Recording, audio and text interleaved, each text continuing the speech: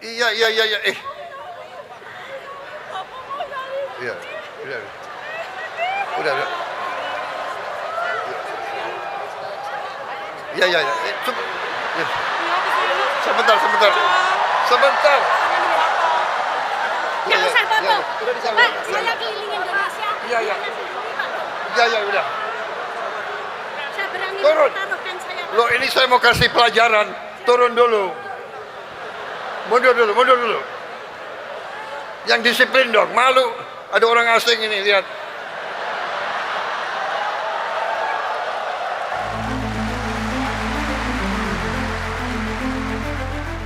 Loh, kenapa belum apa-apa kalian sudah ketawa? 5 kali, saya kalah 4 kali. Kalian ketawa. Ini orang Indonesia ini. Kalah itu sedih. Kalau tahu. Sedih. Jatuh, bangun lagi. Jatuh, bangun lagi. Jatuh lagi, bangun lagi. Jatuh lagi, bangun lagi. Kita yang penting bangkit lagi dan meneruskan pekerjaan.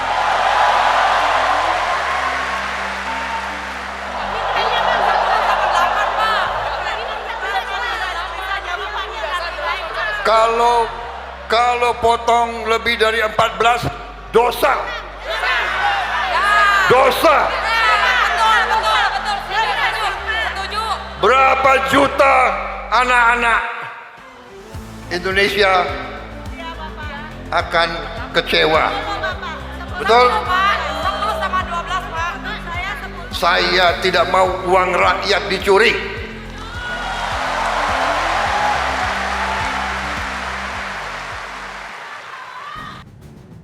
Selamat datang kembali. Tanggal 3 Juni 2026 menjadi hari yang sangat krusial bagi masa depan generasi muda kita. Presiden Prabowo Subianto baru saja menyampaikan pidato yang tidak biasa, penuh kejutan, humor, sekaligus peringatan super keras bagi siapa saja yang berniat bermain-main dengan hak rakyat. Acara bertajuk Building Indonesia's Future Generations Through Nutrition ini menyoroti satu program maha penting, makan bergizi gratis yang dikomandoi langsung oleh Badan Gizi Nasional atau BGN. Bukan tanpa alasan, Presiden memaparkan fakta menyedihkan bahwa hampir seperempat anak Indonesia mengalami kurang gizi atau stunting. Kondisi ini menghambat perkembangan sel otak, otot, dan tulang mereka.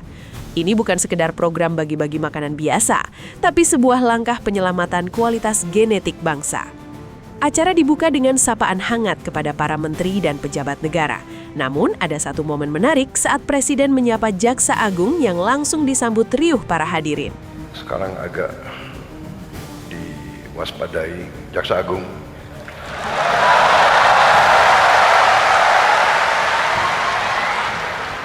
Candaan ini sekaligus menjadi sinyal halus bahwa kinerja para penegak hukum kita sedang dipantau secara penuh. Ada tamu istimewa di barisan depan. Presiden secara khusus memperkenalkan sahabatnya, Tony Robbins. Bagi kalian yang belum tahu, Tony Robbins adalah salah satu motivator, penulis buku terlaris, dan life coach paling berpengaruh di dunia asal Amerika Serikat. Namun, di balik kekayaannya saat ini, ia lahir dari keluarga yang sangat miskin, bahkan ayahnya dulu bekerja sebagai juru parkir. Kisah masa kecil Tony Robbins yang kelaparan inilah yang kemudian menginspirasinya untuk aktif mempelopori program pembagian makanan bagi jutaan orang yang membutuhkan di seluruh dunia. Nilai kemanusiaan inilah yang mempertemukan filosofi Tony Robbins dengan program Gizi Nasional Indonesia. Di tengah pidatonya, suasana mendadak menjadi sangat emosional. Presiden secara terbuka mengakui rasa sedih yang mendalam karena harus mengganti beberapa orang yang dipercayanya akibat masalah hukum. Sebetulnya saya sedih. Saya tidak bisa tutupi bahwa saya dalam keadaan sedih. Karena saya terpaksa mengganti orang-orang yang sebenarnya saya sayangi. Orang yang saya percaya. Orang yang saya berikan tugas untuk negara yang sangat berat. Namun dalam posisi sulit itu, beliau teringat pesan dari almarhum ayahandanya, Profesor Sumitro Jojo Hadikusumo. Saya ingat kata-kata almarhum ayahanda saya, Profesor Sumitro, pernah mengatakan pada saya, Prabowo, kalau suatu saat kau dalam keadaan bingung atau keadaan ragu-ragu, ingat, berpihaklah selalu kepada rakyatmu.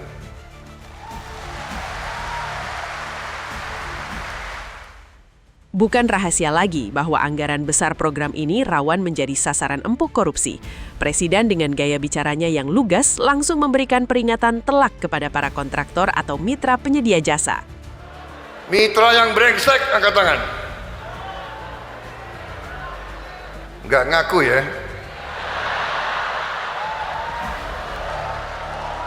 Presiden menegaskan bahwa beliau tidak akan mentoleransi kebocoran anggaran sedikit pun karena masalah makan ini adalah masalah paling sakral yang paling rawan dikorupsi.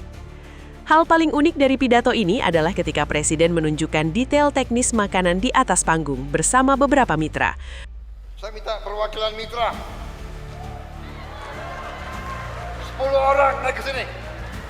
10 orang. Beliau membandingkan ukuran potongan ayam di piring. Presiden meminta agar gizi anak-anak diprioritaskan secara nyata. Potongan daging ayam tidak boleh terlalu kecil agar kandungan gizinya tetap mencukupi untuk anak-anak sekolah. Bahkan beliau memberikan instruksi khusus tentang pengolahan telur. Program ini ditargetkan menjangkau lebih dari 80 juta penerima manfaat dengan puluhan ribu dapur umum yang berjalan secara paralel. Diperkirakan program ini juga akan membuka hingga 3 juta lapangan kerja baru di pedesaan, menggerakkan roda ekonomi petani lokal, peternak dan nelayan secara mandiri tanpa diganggu tengkulak. Pesan penutup Presiden di hadapan para kepala dapur dan pengawas adalah peringatan mutlak. Jangan larut ikut main-main. Mata dan telinga saya ada di mana-mana. Jika tidak siap bekerja dengan jujur dan loyal kepada rakyat, dipersilahkan untuk menyingkir. Sebuah pidato yang luar biasa, penuh ketegasan, visi masa depan sekaligus pengawasan detail hingga ke ukuran potongan ayam di piring anak-anak kita. Tanpa perlu berlama-lama lagi, mari langsung saja kita simak pidato selengkapnya berikut ini. Para pimpinan Badan Gizi Nasional,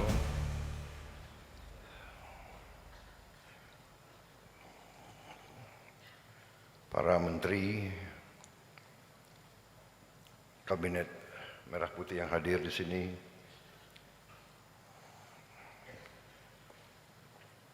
Menko Pangan,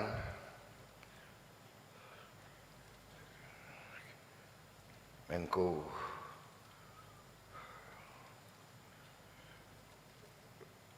Profesor Pratik, ya, Menko PMK, ya, PMK apa singkatannya? Terlalu banyak singkatan di Indonesia.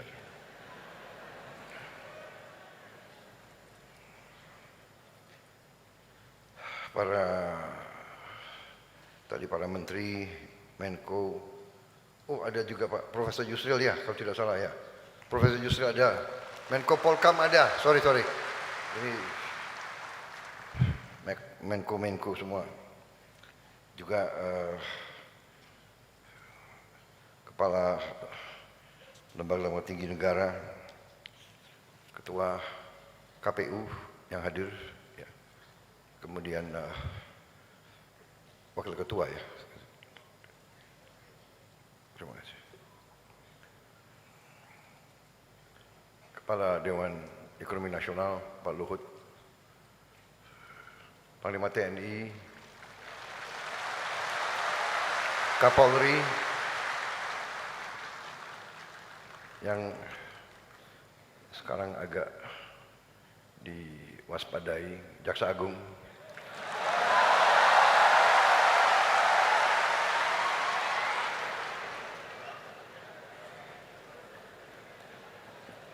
nggak kerja sampai pagi ya rupanya ya. Kepala Staf Kepresidenan, Kepala Badan Komunikasi, ya, para pejabat semua yang saya hormati. Kepala Badan Gizi Nasional sebagai penyelenggara, Saudari Nani Sudari Yanti Deyang. Wakil Kepala Badan Gizi Nasional Saudari Agustina Arumsari. Wakil Kepala Badan Gizi Nasional Mayor Jenderal TNI Tranggono.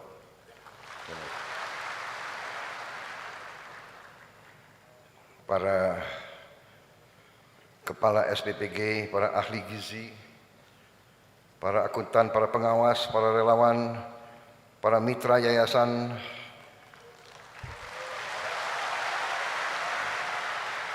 para pengemudi, para juru masak yang saya hormati dan saya cintai.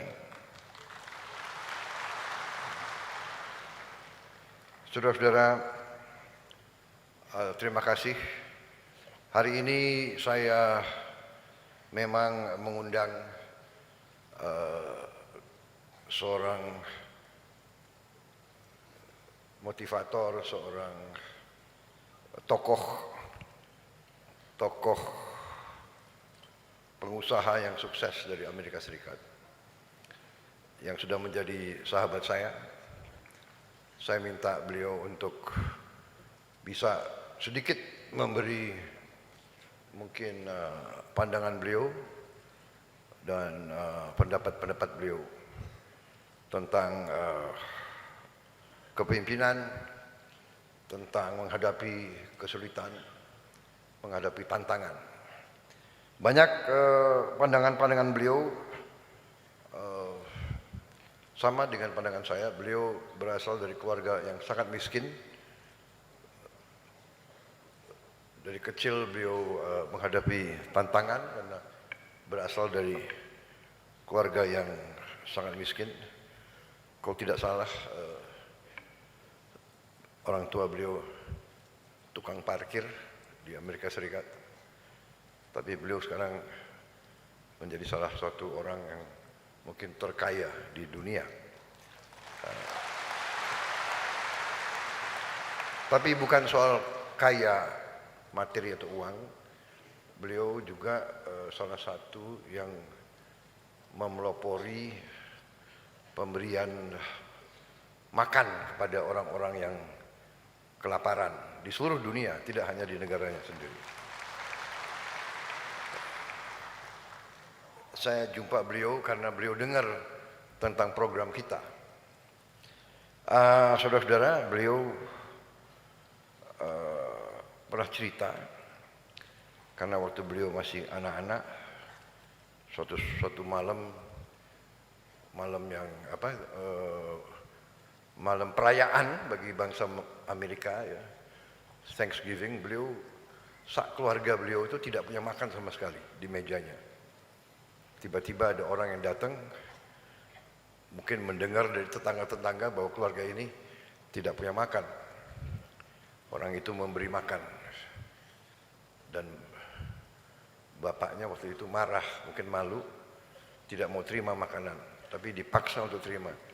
Dari situlah beliau berkembang sampai pada saat beliau jadi orang, beliau selalu mikir orang-orang yang tidak makan. Jadi di situ mungkin ada berjumpanya nilai, berjumpanya pandangan dan berjumpanya filosofi. Jadi beliau akan saya minta bicara, saya tidak mau panjang lebar karena saudara-saudara saya kira sudah sering dengar pidato-pidato saya.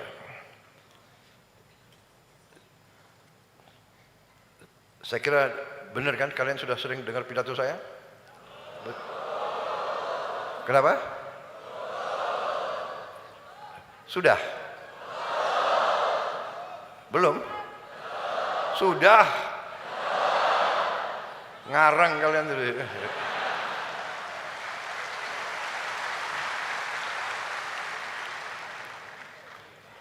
Kenapa? Apa?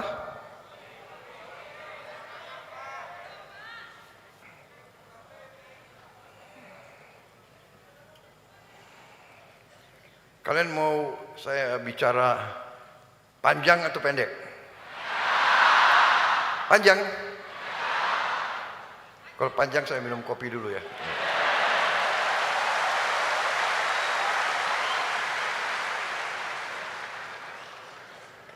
Ini ada kopi pakai susu, ada kopi hitam.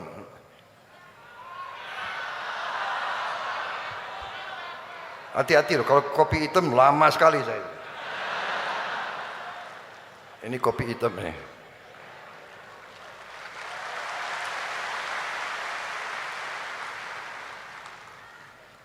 Tapi tidak, saya tidak akan panjang lebar. Saya hanya satu, pertama, terima kasih saudara-saudara bisa sampai di sini. Yang kedua, terima kasih lagi atas pengabdian saudara-saudara selama ini di tempat-tempat yang jauh, di tempat-tempat yang susah. Terima kasih atas dedikasi kalian. Terima kasih atas kesetiaan kalian. Saudara-saudara, konsep makan bergizi gratis ini konsepnya adalah sangat sederhana. Bahwa kenyataan kita menemukan bahwa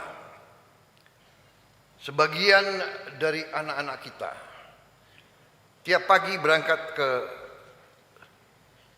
sekolah tidak makan pagi, bahkan di rumahnya jarang makan yang bergizi, dan hal ini telah menimbulkan sesuatu keadaan di mana hampir 1/5, bahkan sebetulnya kalau perasaan saya mendekati 1/4, 25%. Dan ada bagian-bagian negara kita yang lebih dari 20%. Mendekati 30%. Anak-anak kita kurang gizi. Yang terjadi adalah apa yang disebut stunting. Sel otak kurang berkembang, sel otot kurang berkembang, sel otak, otot, dan tulang kurang berkembang. Artinya, satu, dia tidak akan berkembang sesuai potensi dia sebagai manusia normal. Berarti kemampuan dia di bawah normal. Berarti yang kita menemukan dia kadang-kadang untuk lulus SD saja susah. Bahkan mungkin dia tidak bisa mengganti pekerjaan bapaknya sebagai petani, sebagai buruh harian, atau sebagai nelayan. Karena nelayan, buruh, petani butuh kekuatan fisik. Bagaimana dia mau punya kekuatan fisik kalau dia gizinya kurang? Dan ini saya temukan langsung pada saat saya keliling kampung-kampung waktu saya kampanye untuk jadi presiden. Alhamdulillah saya pernah kampanye 5 kali.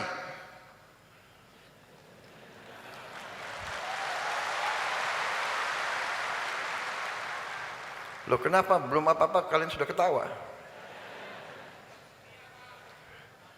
5 kali, saya kalah 4 kali. Kalian ketawa. Ini orang Indonesia ini. Kalah itu sedih. Kalau tahu. Sedih. Kalah sedih. Tapi bukan kalahnya. Kalah tapi karena tugas suci untuk bangsa dan negara belum selesai, kita tidak menyerah kepada kekalahan.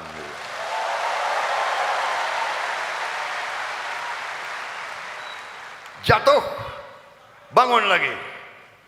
Jatuh, bangun lagi. Jatuh lagi, bangun lagi. Jatuh lagi, bangun lagi. Kita yang penting bangkit lagi dan meneruskan pekerjaan.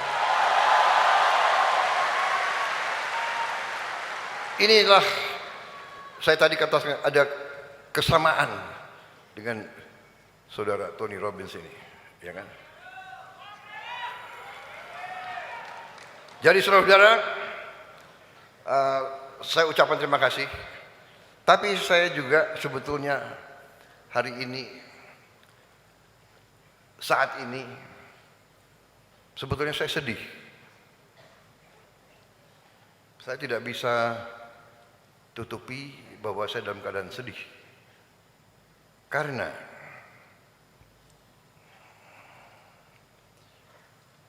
saya terpaksa mengganti orang-orang yang sebenarnya saya sayangi. Orang yang saya percaya. Orang yang saya berikan tugas untuk negara yang sangat berat. Saya tidak mau banyak komentar karena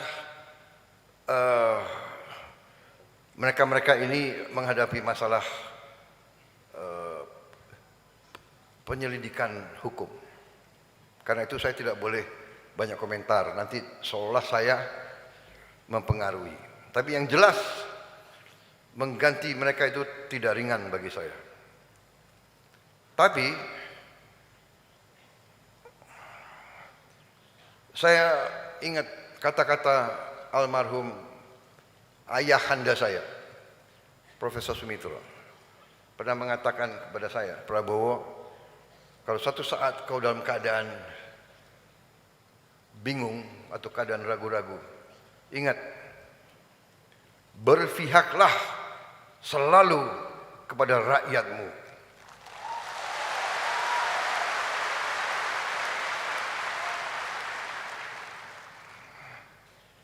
Jadi memang sudah berapa saat saya mendapat laporan ada kekurangan-kekurangan, ada kejanggalan-kejanggalan, ada indikasi-indikasi penyelewengan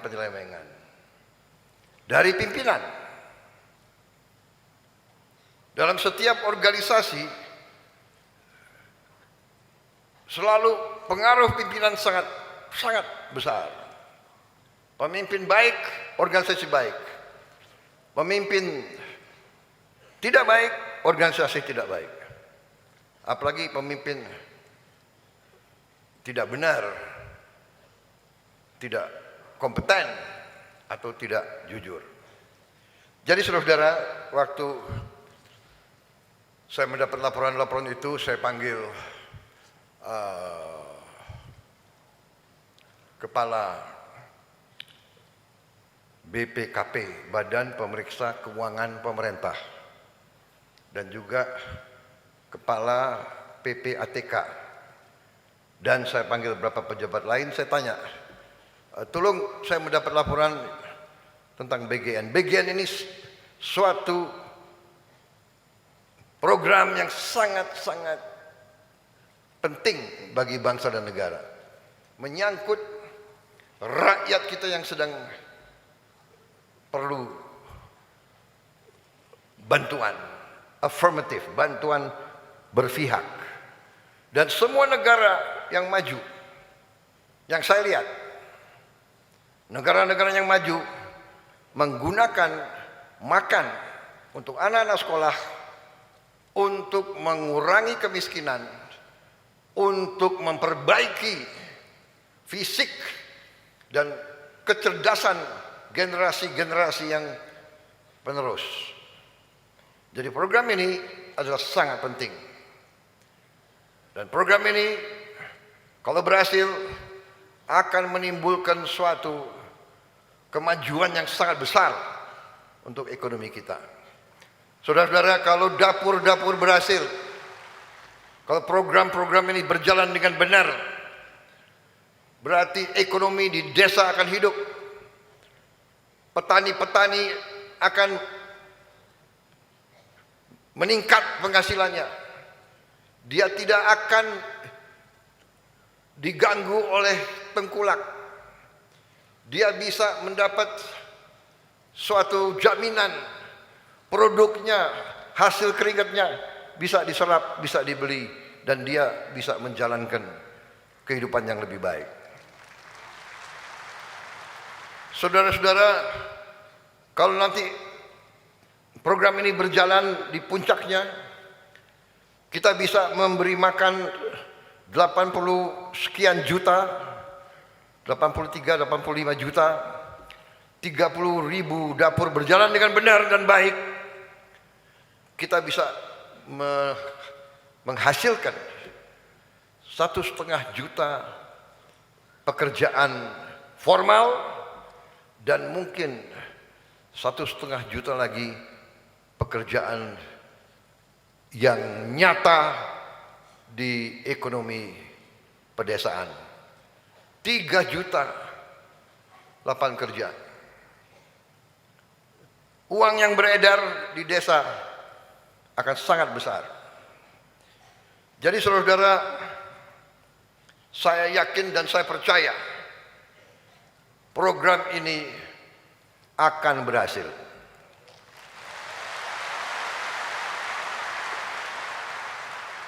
Dan saudara-saudara adalah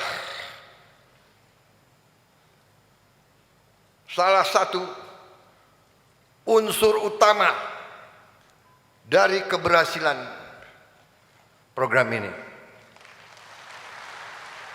Saudara-saudara yang telah kita rekrut, saudara-saudara yang kita telah didik SPPI, Sarjana Penggerak Pembangunan Indonesia. Kita telah mendidik saudara, merekrut saudara, menggembleng saudara, menanam nilai-nilai cinta tanah air, nilai-nilai pengabdian kepada negara dan bangsa, dan diberi tugas untuk memimpin dan memanage dapur-dapur tersebut. Juga di sini tadi dilaporkan ke saya 5.000 mitra. Coba angkat tangan mitra-mitra. Angkat tangan mitra-mitra.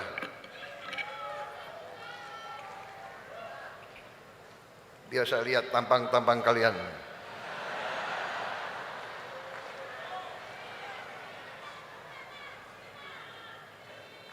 Angkat tangan mitra yang yakin dia mitra yang baik. Angkat tangan.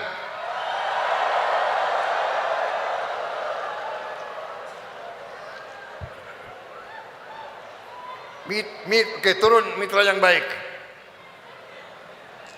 Turun mitra yang baik. Mitra yang brengsek, angkat tangan, angkat tangan.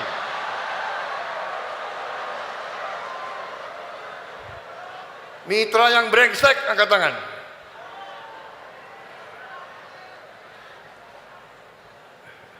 Enggak ngaku ya.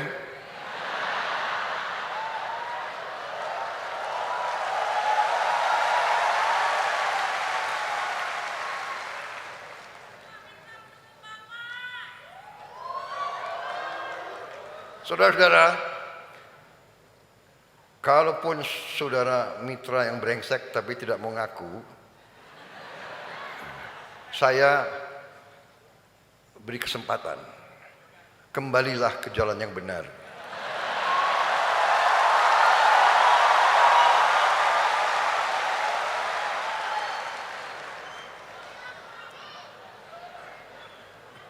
Kembalilah ke jalan yang benar, dan kalau saudara yang cepat-cepat lapor ngaku, insya Allah selamat. Kalau saudara merasa saudara bisa lebih pintar dari NKRI, ya coba aja. Ya. Kepala BPKP, apa yang kau butuh?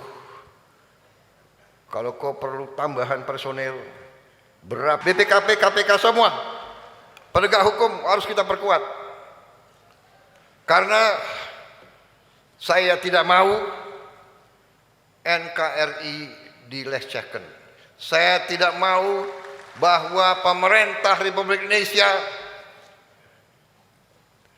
tidak dihormati. Saya tidak mau uang rakyat dicuri. Saya tidak mau uang rakyat dicuri.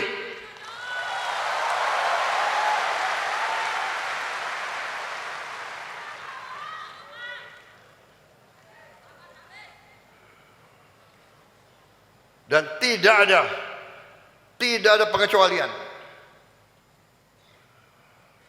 Saya katakan berat bagi saya. Waktu saya tanda tangan, berat. Ini orang yang saya angkat. Ini orang saya kasih bintang, saya kasih pangkat.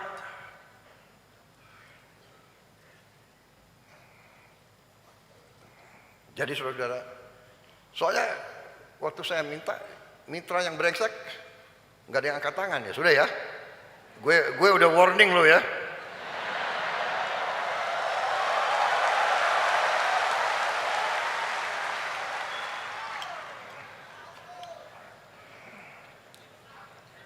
Saya kira cukup sekian ya.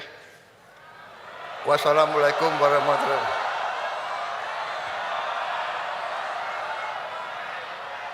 Apalagi harus saya bicara?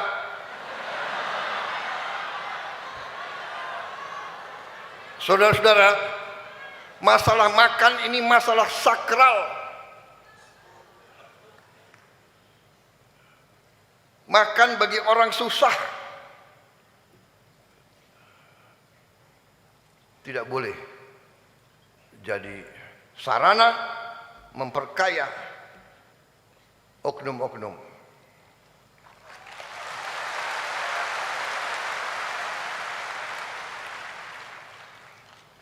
Makan paling gampang dikorupsi. Makan paling gampang dikorupsi, ya.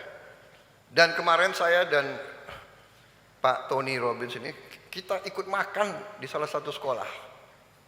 Dan ini dapur yang salah satu terbaik. Aku makan, saya akui, karena ini apa itu, dapurnya Polri, yang agak baik Pak. Saya Kenapa kalian ketawa? Kenapa kalian ketawa? Hah? Hah? Kenapa? Hah? Ya bagus dong, agak baik pun bagus.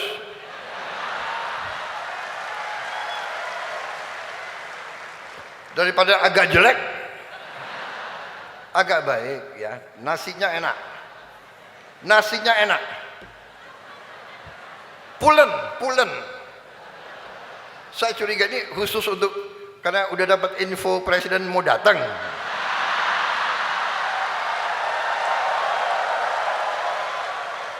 Coba Kepala BIN adakan penyelidikan. Lain kali ya kalau saya datang, awas, jangan beritahu saya mau datang. Ini nasinya enak. Saya akui, pulen. Gak kalah sama restoran Jepang.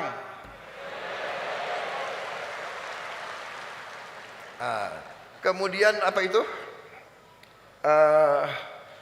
Tempe, apa tuh kemarin tuh? Hah? Orek tempe. Orek tempe. Enak sekali.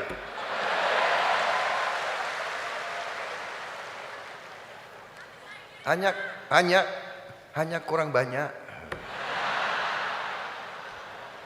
Tapi oke, ini anak-anak SMP. Kalau aku kan makannya lebih banyak.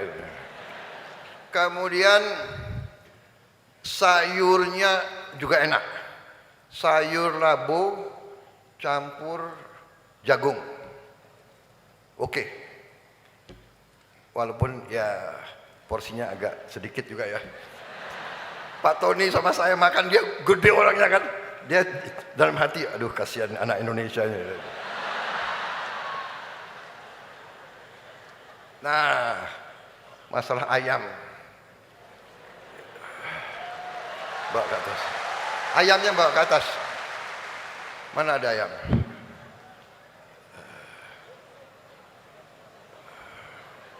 Bawa sini. Bawa sini.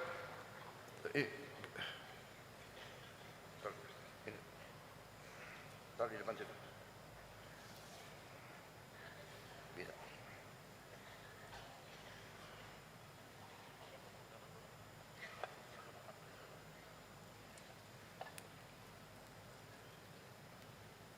Saya minta perwakilan mitra. 10 orang naik ke sini. 10 orang.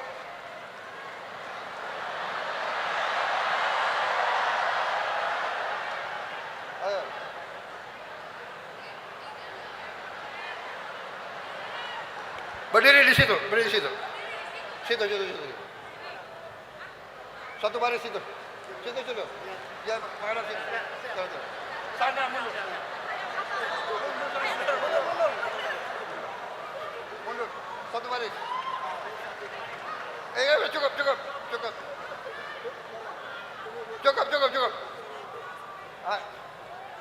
Cukup nanti nggak kelihatan. Kamera ada ke sini nggak? Kamera bisa nggak ditayangkan di atas? Ada kamera bisa tayang di atas. Mundur. Kameramu bisa, ya, bisa di atas. Turun. Iya. Bisa tayang nggak? Iya. Iya.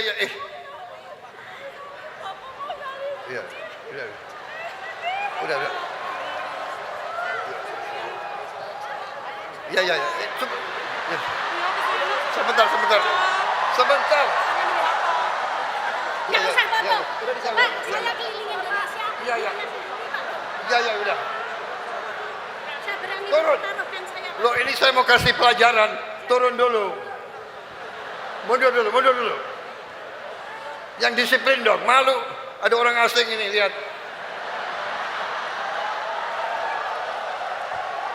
Gimana sih emak-emak ini? Kamera. Kamera. Kamu. Bisa kelihatan di atas. Yuk, ini. Coba lihat. Ayamnya kasih lihat. Ayam ya. Yang kiri kelihatan. Enggak kelihatan di atas. Enggak kelihatan. Kelihatan nih ya. Yang kiri adalah ayam dipotong 14. Ini 14. Kalau saya potong semua, Pak. Ya. Ayam dipotong 14. Kalau ini Yang ini 10. Hah? Yang ini berapa? Yang ini 8. Yang kanan 8. 8 ini Bu yang saya mah. 8 itu 8. Gramnya Pak. Gramnya. Sebesar ini. 8. saya jamin sama. 10 yang ada sekilo ini, Pak. Saya 1,2, Pak. Bapak saya jawab Pak. Udah Pak, boleh dibantu saya yang jawab Pak. Boleh. Biar Bapak bekerja dulu. Itu mah kecil banget. Anda mah terlalu kecil, Pak. Bapak saya bantu jawab. Kami pakai yang ini Pak. Jadi yang 14 aja sebesar ini. Kalau kecil begini ya berapa? Jangan-jangan 18 atau 22. Hah? Mitranya Pak. Sama 12 Pak, ada yang 14. Pak, saya Mitranya lagi panggil, Pak. bantu jawab Pak. Mitranya Pak. Sama 8 Pak. Kalau potong lebih dari 14 dosa. Dosa. Betul. Setuju. Berapa juta anak-anak Indonesia akan kecewa.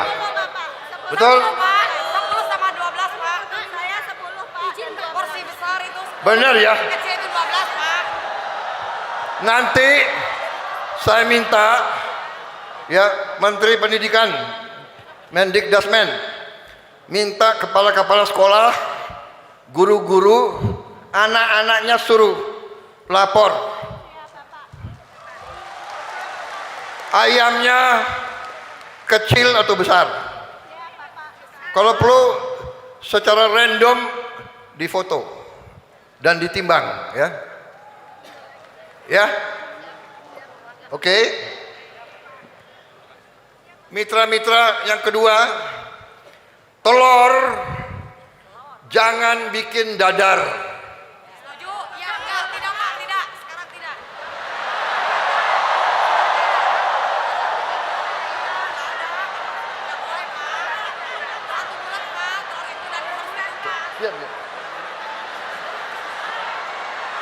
Sekarang ini ada emak di belakang. Enggak Pak, sekarang enggak.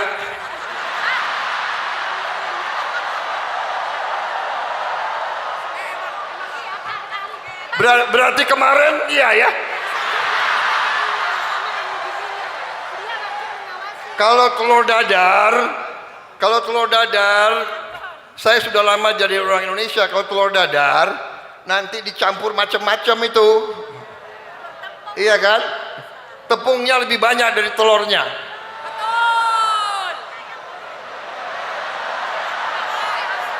Jadi telur harus utuh, ceplok atau rebus. Betul ya? Mendikdasmen, kepala sekolah, guru yakinkan tidak ada lagi telur dadar atau telur apa itu? Orek-orek ya.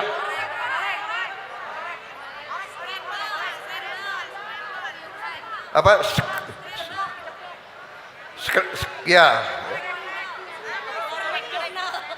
Betul ya. Harus diceplokkan bulat Pak, dan harus dikupas juga itu kulitnya. Oke. Ya.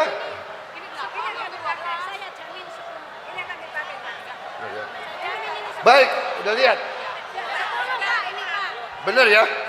Sanggup? Betul, apa betul? Awas loh. Nanti aku doakan kualat. Betul. Oke. Terima kasih, kembali ke tempat.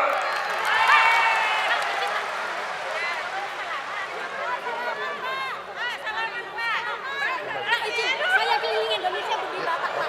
Saya ingin selamat, Pak. Saya sumbangan sudah 10 miliar lebih, Pak. Sumpah, demi Allah. Oke, nanti dicatat ya. Saya sisain satu bisa bicara dengan Bapak sebentar aja. Terima kasih. Ya, nanti. Bisa Mas, dapat. itu saya minta. Bapak pengen difoto, Pak. Saling dulu, Pak. Saling dulu, Pak. Saya aja. Bapak harus tahu saya pendukung Bapak.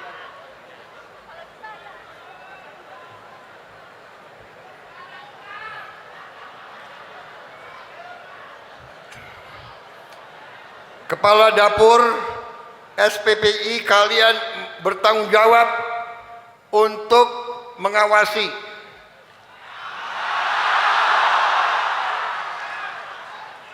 Jangan kau larut ikut main-main juga, nggak bener.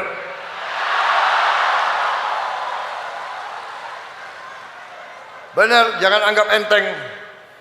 Mata dan telinga saya ada di mana-mana. Saya kira itu dari saya ya, nggak usah panjang lebar. Makan ini pekerjaan yang mulia bagi kita. Dan ini harus berhasil, akan berhasil. Kalian bagian penting. Tapi kalau kalian tidak mau bekerja dengan baik, kalian harus minggir. Kita cari anak-anak muda yang baru.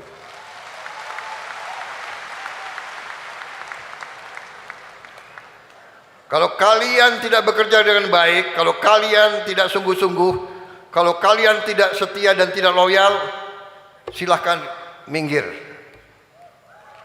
Ya.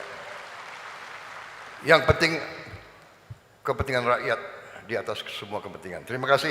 Wassalamualaikum warahmatullahi wabarakatuh. Salam sejahtera bagi kita sekalian. Shalom, salve, om, santi, santi, santi, om. Merdeka! Kurang semangat. Merdeka! Merdeka! Begitu. Terima kasih.